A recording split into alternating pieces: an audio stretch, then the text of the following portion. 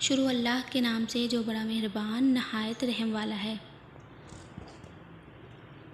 حضرت نوح علیہ السلام کی عمر تقریباً 950 سال تھی۔ وہ جس جھونپڑی میں رہتے تھے وہ اتنی چھوٹی تھی کہ جب آپ سوتے تو آدھا جسم اندر اور آدھا جسم باہر ہوتا۔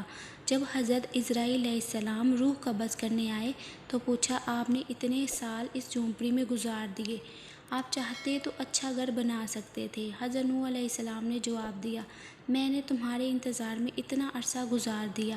ملک الموت نے کہا، ایک وقت ایسا بھی آئے گا جب لوگوں کی عمریں 100 سال سے بھی کم ہوں گی، وہ بڑے بڑے محل بنائیں گے۔ اس پر حضرت نوح علیہ السلام نے فرمایا، اتنی مختصر زندگی اگر میں اس زمانے میں ہوتا تو اپنا سر سجدے سے ہی نہ اٹھاتا۔ اللہ اکبر۔ حضرت نوح علیہ السلام اللہ کے بہت ہی برگزیدہ نبی گزرے ہیں۔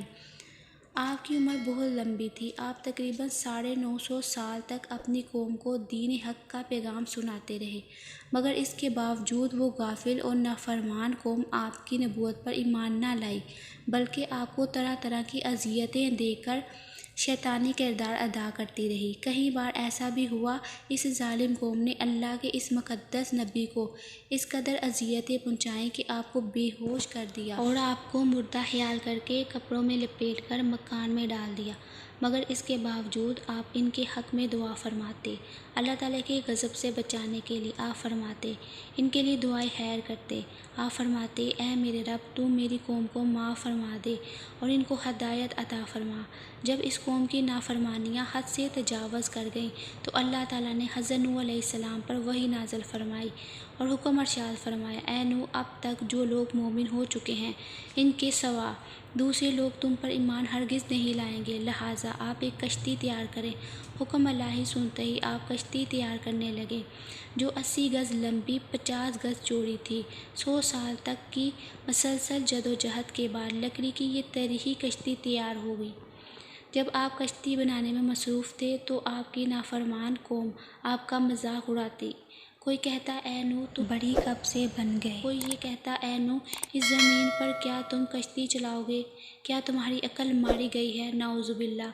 غرض طرح طرح سے آپ کا مذاق اڑایا جاتا۔ آپ ان کے جواب میں صرف یہی فرماتے کہ اے نافرمانوں، آج تم میرا مذاق اڑا رہے ہو، جب خدا کا عذاب طوفان کی شکل میں آئے گا تو پھر تمہیں حقیقت کا پتہ پہلے لگے گا۔ اللہ تعالیٰ نے وحی کے ذریعے طوفان آنے کی یہ نشانی بتا دی ہے کہ آپ کے گھر کے تندور سے پانی ابلنا شروع ہوگا۔ چنانچہ پتھر کے اس تندور سے ایک دن صبح صبح پانی ابلنا شروع ہو گیا۔ اسی طرح اللہ تعالیٰ کے عذاب اور قہر و غضب کا آغاز ہوا۔ آپ نے کشتی میں پرندوں، چرندوں اور مختلف قسم کے حشرات الارض کا ایک ایک جوڑا نر مادہ سوار کرا دیا۔ آپ اور آپ کے 3 بیٹے حام، سام، یافس اور ان تینوں کی بیویاں، آپ کی مومنہ بیوی اور 72 دیگر مومنین مرد اور عورت، اسی طرح کل 80 انسان کشتی میں سوار ہو گئے۔ آپ کی ایک بیوی جس کا نام والا تھا آپ پر ایمان نہیں لائی تھی۔ اسی طرح آپ کا ایک بیٹا جس کا نام کنعان تھا وہ بھی آپ پر ایمان نہیں لایا تھا۔ یہ دونوں کشتی میں سوار نہیں ہوئے۔ زمین سے پانی کے چشمے پھوٹ پڑے اور سیاہ بادلوں نے زمین کو گھیر لیا۔ مسلسل 40 روز موسلا دھار بارش برستی رہی۔ اس طرح آسمان سے برسنے والا بارش کا پانی اور زمین سے نکلنے والے پانی کی دھاروں نے زمین پر ایسا طوفان برپا کیا کہ 40 گز اونچے پہاڑوں کی چوٹیاں ڈوبنے لگیں۔ حضرت نوح علیہ السلام مومنین کی کل جماعت کے ہمراہ کشتی میں سوار تھے۔ اس طوفان نے زمین پر وہ تباہی مچائی کہ 80 مومنین کے سوا ساری قوم غرق ہو کر ہلاک ہو گئی اور ان کا نام و نشان ایسا مٹا کہ ان کے وجود کا کوئی حصہ بھی باقی نہ رہا۔ حضرت نوح علیہ السلام کی کشتی 6 مہینے تک طوفانی موجوں پر ایک کمزور تنکے کی مانند ہچکولے کھاتی چکر لگاتی رہی، یہاں تک کہ خانہ کعبہ کے قریب سے گزری اور 7 چکر لگا کر اس مقدس جگہ کا طواف کیا۔ پھر اللہ تعالیٰ کے حکم سے یہ کشتی عراق کے شہر جزیرہ کے قریب جودھی پہاڑ پر آ کر ٹھہر گئی۔ جس دن یہ کشتی جودھی پہاڑ پر ٹھہری وہ 10 محرم کا دن تھا، جب شیطانی قوتوں کا خاتمہ ہو گیا۔ تو اللہ تعالیٰ نے اس زمین کو حکم دیا، تجھ پر جس قدر پانی ہے سب پی لے۔ آسمان تو اپنی بارش بند کر دے۔ چنانچہ بارش رک گئی اور پانی کم ہونا شروع ہوا اور پہاڑوں کی چوٹیاں نظر آنے لگیں۔ اللہ تعالیٰ نے حضرت نوح علیہ السلام کو حکم دیا کہ اے نوح، آپ کشتی سے اتر جائیں۔ حضرت نوح علیہ السلام کشتی سے اتر کر سب سے پہلے جو بستی بسائی، اس کا نام سمانین تھا۔